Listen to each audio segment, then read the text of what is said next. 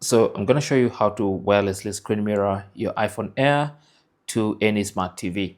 Now this is very simple. First thing you need to do is make sure both the iPhone Air and your smart TV are on the same Wi-Fi network. And then also make sure your smart TV has Apple AirPlay as a feature and it's also enabled. And then all you have to do is swipe down to the control center and then tap on the screen mirroring icon, this one right here. So tap on that. It's going to look for devices and find your TV. So tap on your TV to initiate the screen mirroring. If it's a first time screen mirroring this iPhone to your TV, it's going to ask you to enter the code. So there's a code on the TV. Enter that code here, 9404.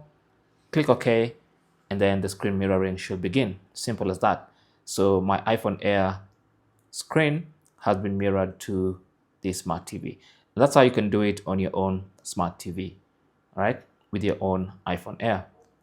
So when you're done, just go to the control center, tap on that, and then tap on stop mirroring. Simple as that. Thanks for watching and good luck.